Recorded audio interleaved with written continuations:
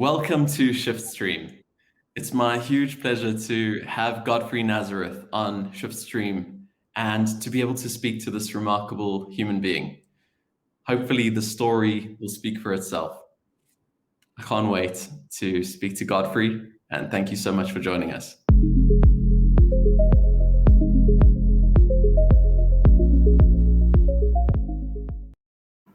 Godfrey, so good to see you. Welcome to SHIFT.Stream.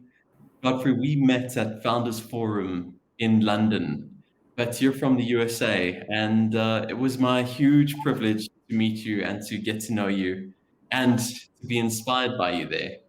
Now, you are a fellow biomedical engineer, you're an entrepreneur, and you're an innovator. Tell us a bit about the inspiring work that you're doing.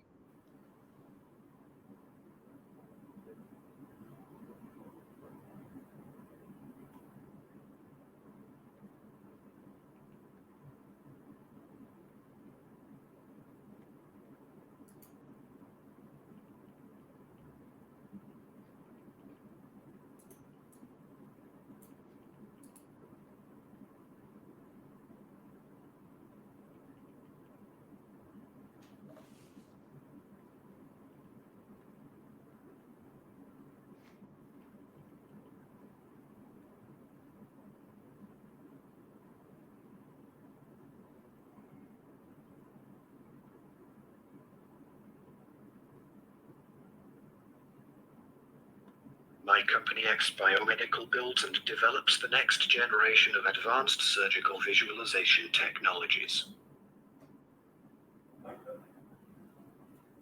Did you know that over 5 billion people in the world do not have access to safe surgery, especially blindness? Going blind is bad. It's worse if you are a child. And the worst thing that could happen to you is going blind as a child living in a low-income country. The shocking truth: majority of the cases of pediatric blindness, if addressed soon enough, are treatable with surgery. Unfortunately, these delicate surgeries require views under high magnification. The limiting factor preventing pediatric eye surgery is not having a surgical microscope, even as we have eye surgeons willing to go the distance. An ophthalmic surgical microscope. It weighs well over 800 pounds, is about 7 feet tall, fragile like a Christmas ornament, quite literally is a pain in the neck to use, service, and maintain, and with all bells and whistles could cost about $250,000 to purchase. It is extremely difficult to lug this huge, delicate, expensive thing to the bush in Africa, through the mountains and valleys of South America, or to the villages of rural India. We know of several surgical teams who have tried and failed. They now rely upon these couple, one-of-a-kind, giant, mobile eye hospitals built within a massive ship and inside of a jumbo jet. I have had the humbling privilege of working with some of our planet's most brilliant and deeply committed individuals at the Children's Hospital of Philadelphia, and together we decided to use moonshot thinking. We found an answer to our problem in exponential technologies. These are technologies that roughly follow Moore's law. They dramatically increase in performance and get cheaper every 18 months or so, giving rise to amazing possibilities. And we have been able to totally reimagine this fragile, massive, expensive device. Here's an early functioning prototype of our solution. We've consulted a panel of over 15 of the world's finest surgeons across a multitude of specialties, including dentists and veterinarians. Through iterative feedback from them, we've designed, developed, and had built from the ground up an all-inclusive, rugged, ergonomic solution. It fits in a single briefcase and costs 10 times less. We have seamlessly integrated lights, loops, and a surgical scope into one system, and it works like magic. Well, that is it's truly unbelievable. Working like magic reminds me of that famous quote that any sufficiently advanced technology is indistinguishable from magic. So, Godfrey, that is truly inspiring work. And it sounds pretty groundbreaking, pretty massive. It's probably going to change the lives of very many people out there. So, my sincere thanks for all of your amazing work. You are speaking to us, Godfrey, through an assistive device on your arm. Would you mind to please tell me a little bit more about why that is? I promise this is not the latest Apple Watch. I have lost my voice due to Lou Gehrig's disease, and I am using a self-built speech-generating device to communicate. As Henry David Thoreau said, the mass of men lead lives of quiet desperation and go to the grave with the song still in them. No truer words have been spoken, especially for individuals with no voice, because I feel their pain. I have been building speech-generating devices for personal use for several years. Status quo devices are massive, ugly, clunky, super expensive systems. They can cost upward of $10,000 and can take patients many years to get approved for one. By stark contrast, this one that I have built costs only about $250, and it's super stylish, if I say so myself.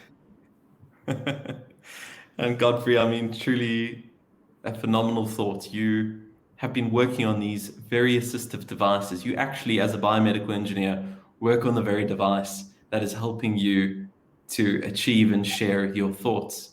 And if that isn't something inspiring, if that isn't an inspiring thought, then I don't know what is, because you change your life and certainly can change the lives of many others out there. What are your ambitions in helping others?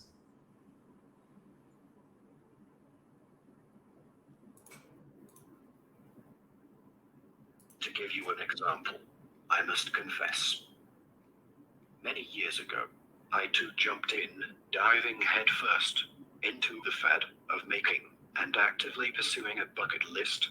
I began to pursue things that I thought would make me happy. Ironically, I became miserable, and my health got worse. I remember feeling empty and bitterly crying, feeling completely alone. Then I realized that true happiness is a byproduct, and it comes in massive, unlimited, infinite quantities when we pursue a just and meaningful cause. I decided to go find a massively transformative purpose. My dream is to positively impact over 1 billion lives. My dream is to positively impact over 1 billion souls on this planet.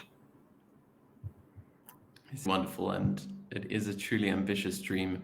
Your thoughts, your ideas there remind me of Vivian Ming, who I interviewed as well on SHIFT.Stream.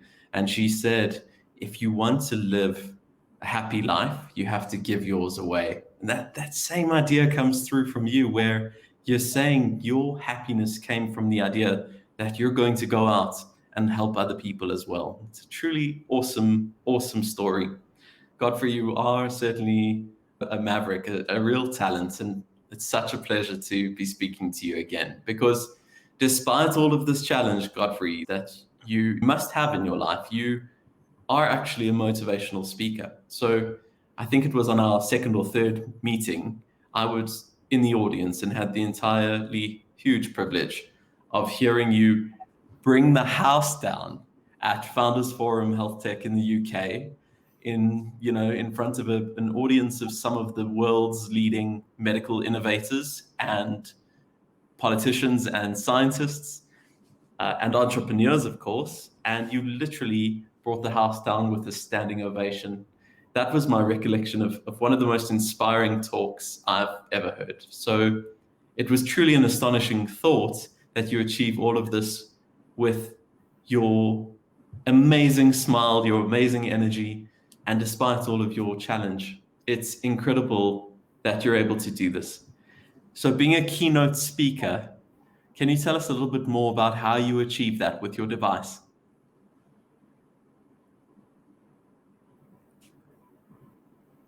My English teacher, Sister Mercy, used to tell me, Godfrey, you have the gift of gab, but please stop sharing it with the class. And so when I lost my voice to Lou Gehrig's disease, I started tinkering with speech-generating devices. And so now I share my gift of gab with the entire world, and I get paid to talk. How cool is that? It's absolutely unbelievable, in fact. How are you received by your audiences, and what sorts of feedback do you receive from those audiences?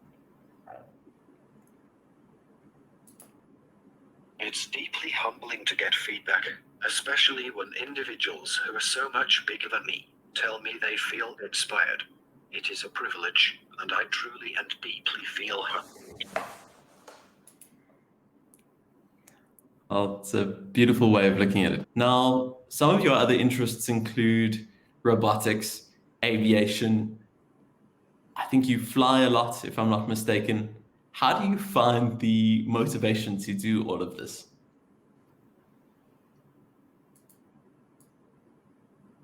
In words of Elon Musk, there are so many things to worry about. There are many troubles in the world. And of course, these are important, and we need to solve them. But we also need things that make us feel excited to be alive. Things that make us glad to wake up in the morning and be fired up about the future. And think, yes, the future is going to be great. Well, that makes a lot of sense. Now, I believe you have some other hobbies as well, as if you don't already live this incredibly busy life. What other hobby do you have, Godfrey? As an innovator, biomedical product development engineer, formulation scientist, and entrepreneur, I have over 18 years of experience across a variety of companies and industries, including foods, drugs and pharmaceuticals, medical devices, and combination products. I have led ventures from pilot lab and bench trials to overseeing scale up and commercialization on massive industrial scales. In addition to designing medical devices and formulating pharmaceuticals, some of my passions include aviation and avionics, aeronautical and aerospace engineering, ballistics and rocket science, robotics, and of course, linguistics and semantics. So much for my itty-bitty introduction. It's such a vast array of interests. And if I'm not mistaken, you've also taken to judo, which is truly unbelievable. At what age did you start to suffer with your medical condition? By the time I was 21, I had got everything figured out. I was going to be a high-octane action film actor, a singer, a dancer, a rock star. My motto was Hugger Una Matata, or in other words, don't worry, be happy. And then stuff began to happen. When I was a young and dashing graduate student doing my master's in biomedical engineering at Drexel University, I began to notice subtle changes in my balance and my speech. People around began to think that I was probably partying too much. I played along, telling them I was in character, method acting, for a major lead role. To cut a long story short, after several tests, biopsies, and scans, I was diagnosed with classical ALS. Nothing like a good wake-up call. Thankfully, I have the world's greatest neurologist, Dr. David Lynch. He regularly reminds me that Dr. Stephen Hawking was diagnosed at around the same age as I was. And yet, he lived a phenomenally long and a deeply meaningful life. Dr. Hawking lived his life like a total badass. He truly did. And Godfrey, I think among your aspirations, you said rock star. And in my view, you certainly are one. So you still have managed to achieve that as well. You mentioned your neurologist. What are the things that you do on a day in your daily life to manage your condition?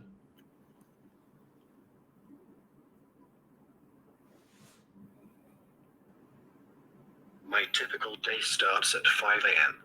with rigorous physical exercise, followed by an hour of meditation and prayer. I practice intermittent fasting and drink plenty of fluids, and I enjoy a good martini. All exceptionally good advice. Thanks, Godfrey. And your humility is just one of your many amazing and admirable attributes. I think that's one of your other attributes that people seem to remark on is despite your losing your voice to Lou Gehrig's disease, and despite your challenges, you still maintain such positivity. And that is what seems to uplift the people who hear your message. So, how do you remain so positive despite these challenges?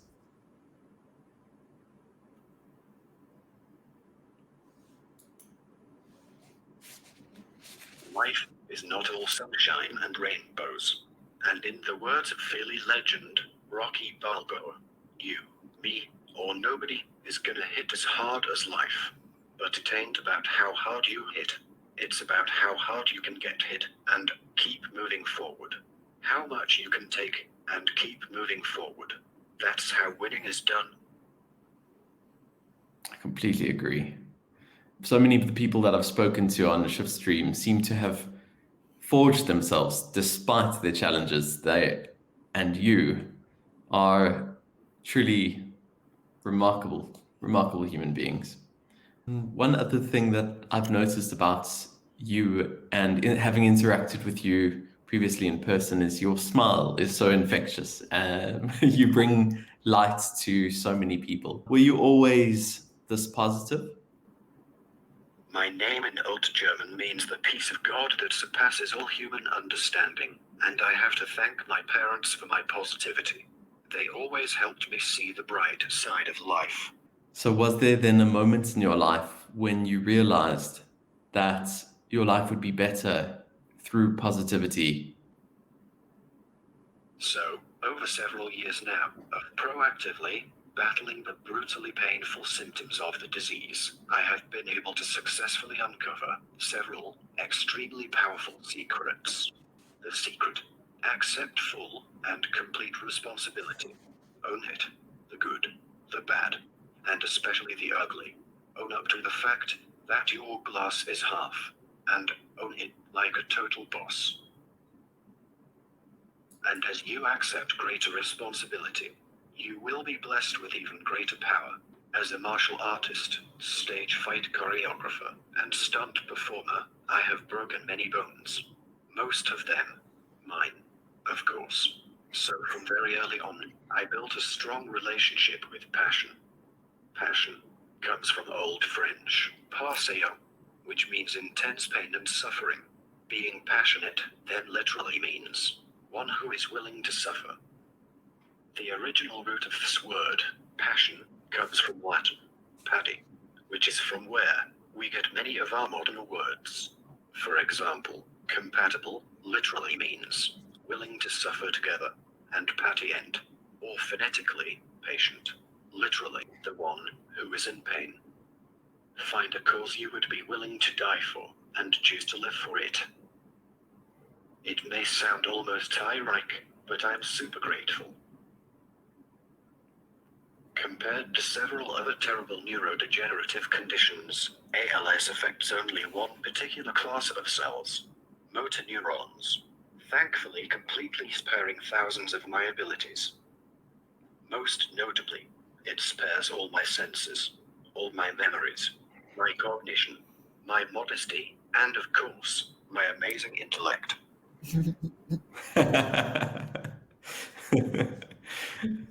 Absolutely phenomenal. Godfrey, was there a time in your life where there was a time, I suppose, when you realized positivity would have an impactful change and that your passion would have an effect on your life? Was there a later time then when you came to observe that that decision of positivity had manifested into some great attributes of your life? Is there a link between the two? Yes, definitely. My deep baritone voice used to be my identity, and even though sometimes I wish I had it back, losing it has been one of the greatest blessings, because I now know that I am so much more than my voice, and it's like an amazing adventure every day, and it keeps just getting better and better. Well, it's just wonderful to hear that. It's wonderful to know that that is how you feel and that you have turned such difficulty into such immense impact. What further advice do you have for people out there to maintain their positivity if they're going through difficult times? There will be times when you fall, and times when you fail, and people, family, and strangers may unintentionally or intentionally hurt you by their thoughts, feelings, actions, and inactions. If there is only one lesson you take away from our session today, forgive everyone wholeheartedly, unconditionally, and abundantly. Also forgive yourself. We are all human, and I believe a human lifetime is way too precious to hold on to grudges, pettiness, and intolerance. Let us choose to be inclusive, to be insightfully intelligent, to innovate for life. Let us dream big, start small, and keep moving forward. One day, one step, one breath at a time. And soon we will find that life is an incredible gift, a tremendous journey that's filled with infinite possibilities. Let's change the world. Let's transform the galaxy with passion, with gratitude, and with love. It's a beautiful message, Godfrey. Godfrey, this is the same condition as you mentioned that Professor Stephen Hawking had, and it is a condition that has caused you to gain remarkable insights in your life. What are some of the other attributes that you have as a result, some of the other insights you have into yourself as a result of this condition? There is a story of a humble man in a village. He was so humble that the mayor and villagers gave him a medal. Written on it in big, shining golden letters were the words, "The most humble man." The next day, he came out wearing his new, shiny medal, and then they took it back. The ability to stay humble can be very tricky. I have found we can get arrogant not only by our success, but also by our failure. Stay humble and stay hungry is a great motto to have. It really is indeed. These are all such wonderful ideals that you put forward for us. And yet, sometimes, despite our best intentions, we find ourselves in life falling short of what we intend. Can you share a little bit more about where your inspiration comes from and help us understand how others can similarly move forward in life the way that you do?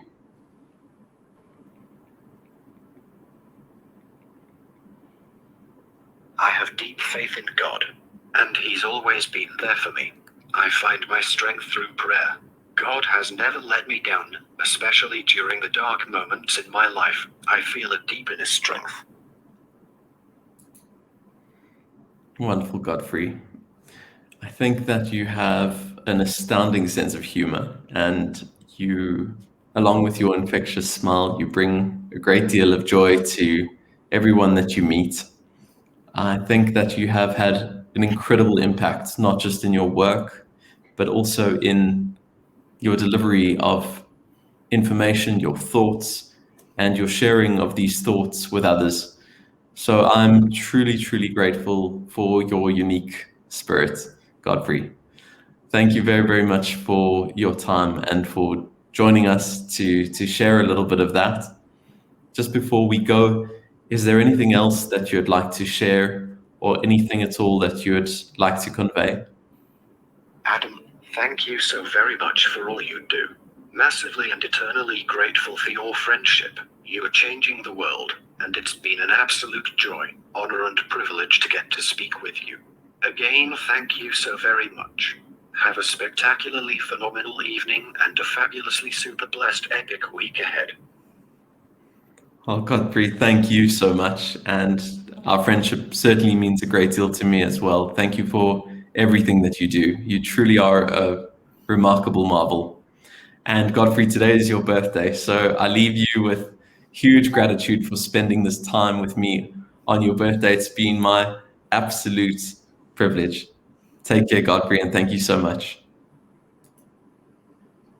I hope you enjoyed this interview with Godfrey Nazareth, an absolutely astounding individual. And Godfrey is testament to the fact that no matter what challenges befall you, you can still achieve your dreams. You can still achieve greatness. I think his messages truly do speak for themselves.